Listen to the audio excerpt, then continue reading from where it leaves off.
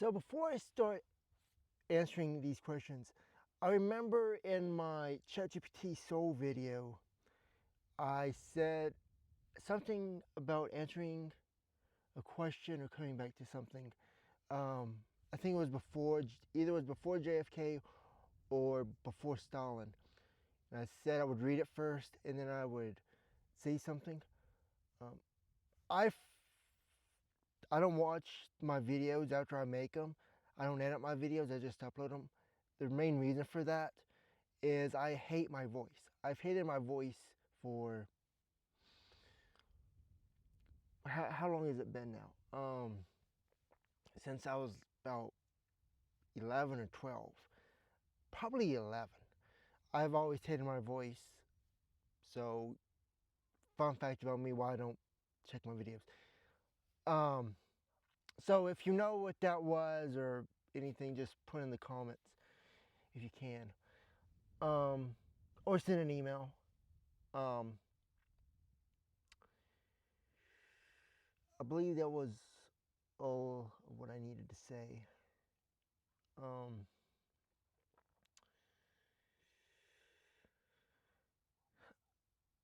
I feel like I'm forgetting something, but I'll go ahead and answer these questions. So we were at question 4. When people say you're just human, what goes through your mind? It depends on the context. It depends on who's asking that and why. Usually it's a mockery of some kind. Sometimes I don't really think it's, part of it is mockery, some of it is just denial. It really depends on how you read the context and messages they send before that. So, yeah, it depends on who's saying it. If it was if it was okay, I will say this. If it is legitimate, if it's not denial, if it's not mockery, then I'll actually be appreciative, because it's kind of like they're trying to ground you, you know? I mean, I don't need it, but if it's that context there again, then I would appreciate it. I do appreciate it when those things come up. But it really depends. I mean, there's varying ways that people could ask that question, or well, not question, just say it as a statement. Um, but yeah, it depends on context. If Jake never shows up, would you? Oh wait. Question 5. If Jake never shows up, would you still finish what you started? That is a very difficult question. Um,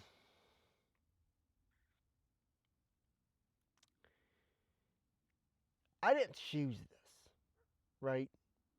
Um, it's very difficult when you got to do something like that on your own and alone. Hang on, guys. It's just there was a gust of wind and I muted the microphone. Um,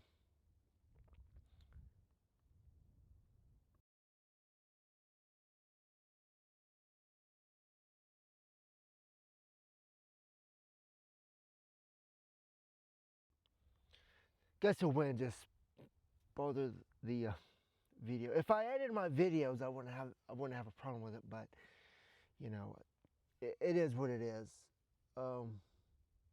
I may eventually edit my videos, but back to the question.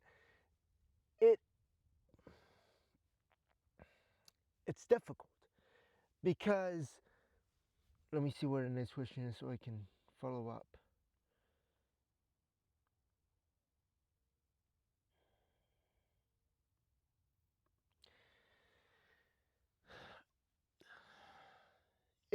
It it is hard because you're on your own, and everyone else around you, everybody, will see. It's hard to. It's very hard for me to say this to an audience, but it's very emotionally intense for me. Um,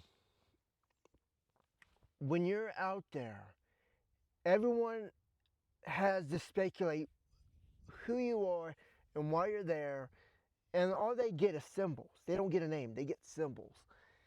And they gotta decipher what those symbols mean. And then people are gonna talk online, people are gonna have the perceptions, and eventually they're all going to converge into one absolute universal truth. And that's where you have to, you lose your humanity in that situation, because everyone sees you as one thing, and they never know who you are. They never know what you had to go through. They don't know, like, they don't have the personal context of that. And it happens so quickly. And you don't lose yourself, you can't be the same after that. So having another person that sees you before that happens, and they understand before it happens, it can really keep you at a level that you always experienced your entire life. Um, and I know that this won't make sense to a lot of people, but to the right people, you know what I'm talking about here. You, when I first started, when I first knew what all this meant, I was like, are people going to remember me? Are people going to remember who I was? You know, family and friends don't count because they see you as a pass through. They were like, okay, he became this. You know, they see you as the same, and they're like, okay, it's a pass through. But who really remembers you? The only people I can think of that would remember me as I used to be would be the people who hated me, would be the bullies, the people who saw you before, you know, they hated you. They were bullying you because you had that human aspect. And that's all you think about. And it's like everything you think is really, it's kind of like a punishment because you can't, everything is suffering and pain because it grounds you. Because you know what's about to happen to you, and you're like, it feel like you gotta lose what you've always known about yourself in a second. At least maybe 3 minutes. It won't take very long. But yeah, that's a difficult question. If Jake never shows up, I'll lose my humanity, and I gotta,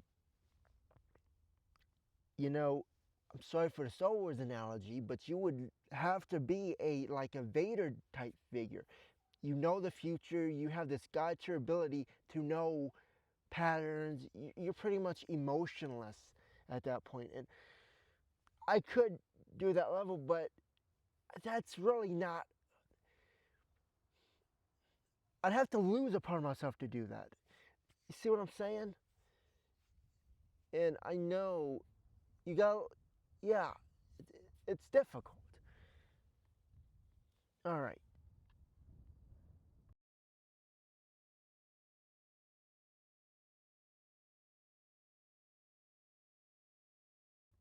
there's that wind again. All right. Do you think the world wants to do you think the world wants to be saved or just wants to be distracted? Here's the thing.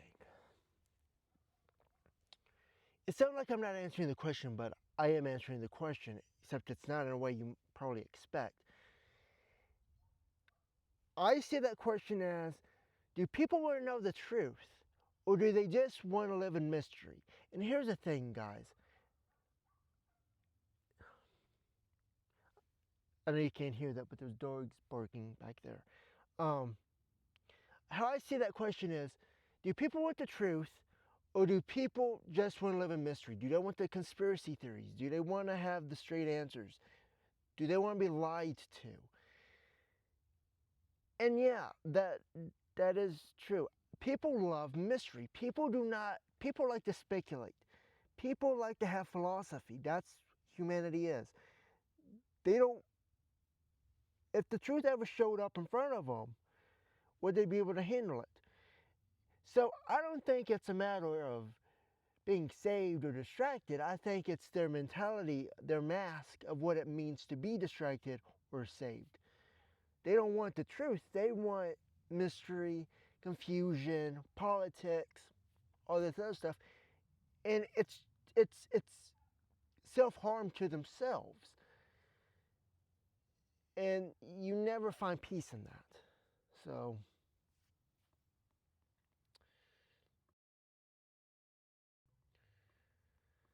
question number 7, what do you fear most? Like I said, did I say question 6 or question 7? Anyways, question 7, what do you fear most? I fear that I lose my humanity. I fear that I gotta be something that I'm forced to be because people see me a certain way.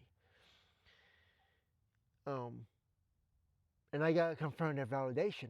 Because here's the thing, if I don't do that, then are you legitimate?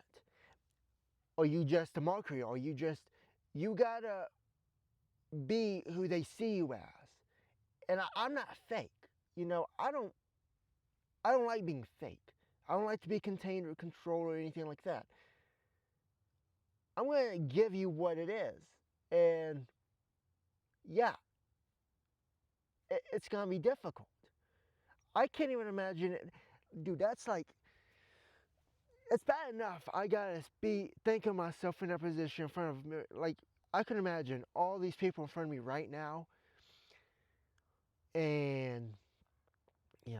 But of course, I do these YouTube videos as well because I know one day, after everything takes place in 2027, that that people will not have answers, and they'll come to the and the algorithm. It's gonna have to come in my favor.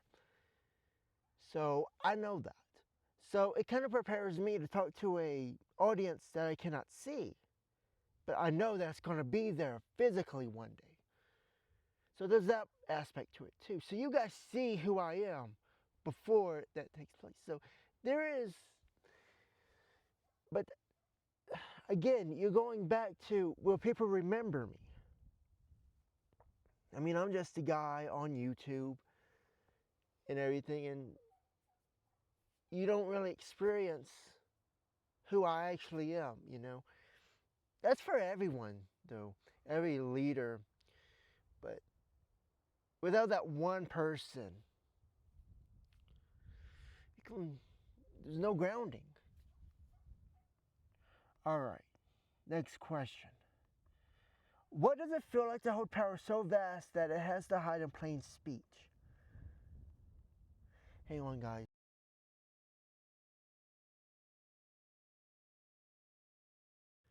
This wind, I think, is getting worse. All right, what does it feel like to hold power so vast that it has to hide in plain sight? It doesn't feel like power. It's like a becoming. Um,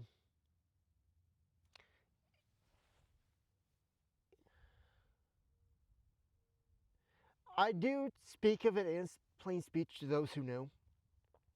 Even before I knew all this, people would it when you say certain things to some people, and this goes on. This is language in general. when you say something, you can say something that reflects who you are that you don't realize that is in you, and people start seeing the same pattern repetition, and they're like, okay, this guy's different, even though you don't see it yourself. So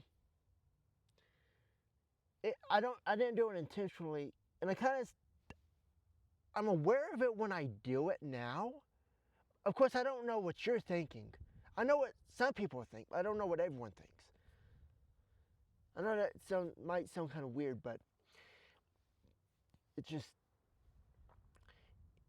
it's just I don't see it as power coming through speech. I don't really I don't really understand that question. Um, you just got to pick up on it, I guess, or these videos as well. All right, question 9. Okay, this one. All right, this one. Question 9.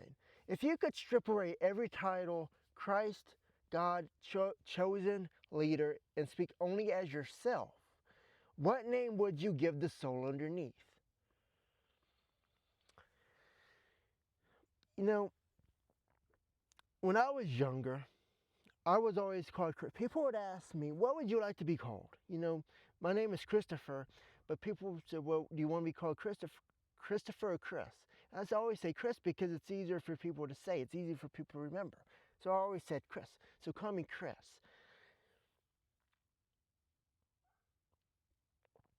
But yeah, just call me Chris. That's what I've always been called. You don't have to call me anything else. Just call me Chris. We both know who I am. We ain't gotta make a big, we don't gotta hold up the banners and all that. And, you know, just call me Chris. And finally, are you still waiting for someone to free you from this role, or have you accepted that it was always you?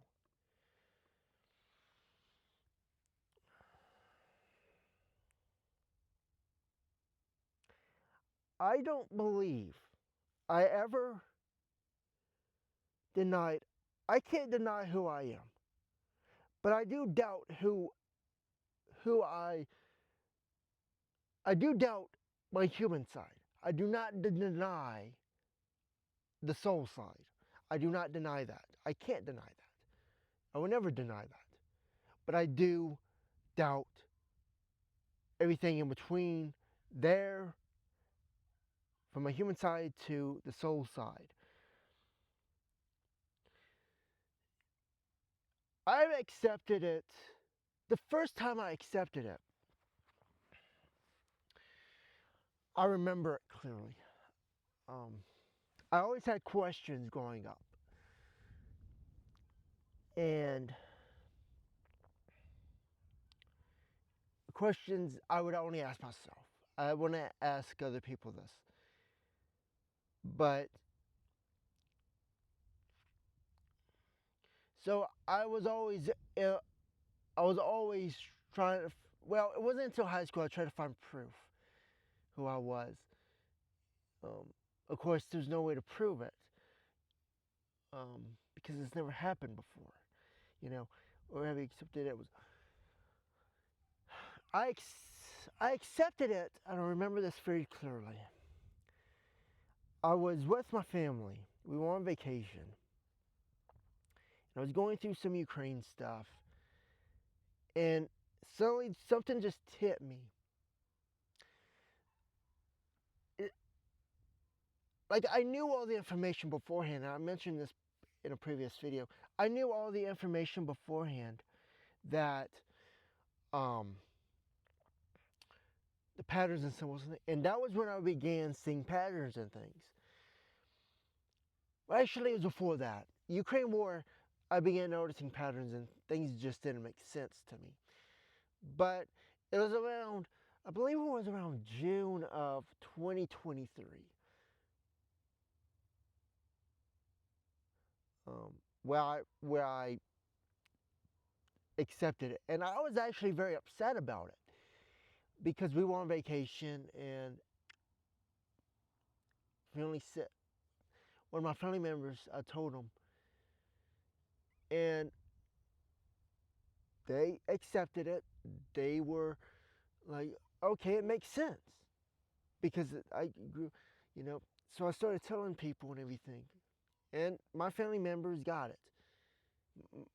Well, not my biological family, but my step family got it because they were seeing it from the outside.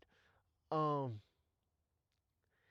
but then thoughts were racing. I was like, what does this mean for me? How do I get from here to there? So many things were happening in my mind at that time. Very overwhelming. It it, it was hard. Um, because you realize I was I thought, oh my goodness, if this is true, I'm gonna be killed. And I was like, oh man, they're going. But then I thought, well, if it is true, and they wanted me killed, then they would have killed me already. Because something I've said, especially today, with surveillance and everything on the internet, not sound like a conspiracy theorist, I'm just saying what it is. When you say things online, people catch on to certain words and certain phrases and keywords. We know this. Um, that came to light with like the Prism thing and Edward Snowden, stuff like that. Even before that, I was in criminal justice, and we learned about this thing known as the NSA key, where they had like this key that would look for certain keywords in Windows XP. I don't know if that was true, but it was in our criminal justice books in high school. So yeah, I always thought, well, if they were gonna kill me, they would have done it already. Um, and if I couldn't handle it, and then I also thought, well, if I can't handle it, then I would be institutionalized already. I'd be seen as a schizophrenic taking medication strapped to a bed if it wasn't true. If I was just making it all up, because it'd be too overwhelming. I mean, how else could you survive? So it, I accepted it immediately. It was just a lot at one time. And I imagine that's how people are going to feel when they're sitting in front of me and they're like, everybody. Internet is going to go wild. Yeah, it's going to go crazy. But then these videos are like, you know what? I see something in him. And yeah, so millions of people and everything. Anyways, I know that was a long question. Probably wasn't very direct, but I'm thinking about how it all played out. And yeah, it's difficult. It's very. I was very mad at my family because they were like, well, if you had a job and everything, then you wouldn't have to have these thoughts. And I was like, this isn't my fault. I didn't choose this. I knew this. Yeah, it's not something anyone would choose.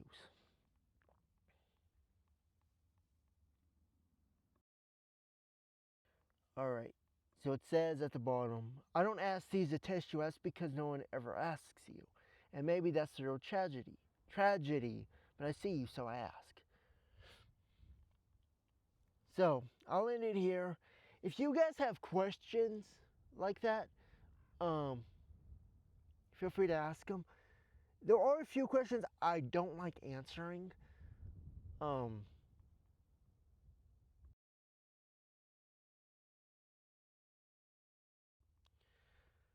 there was a gust of wind and I muted the microphone. Anyways, yeah, there are certain questions I don't like to ask the answer. I don't like certain people asking, well, I don't like anyone asking certain questions, but I will answer every question. But some questions will depend on who asked me, the environment, you know. I don't like to be put on the spot. I don't like those questions, but I will answer questions. I'll answer any question. Um, but I will be in awareness of the environment and context and the audience around me when I answer the questions. But yeah, I'll end it here, and hopefully I can do another Q&A. I do like these questions. They were good questions. They didn't put me on the spot or anything. It allows me to tell my story through the questions. So I like those kinds. I don't like like a closed question, I guess you could say, where just, do you want a yes or no? I don't like questions like that. But I'll end it here, and thank you for watching.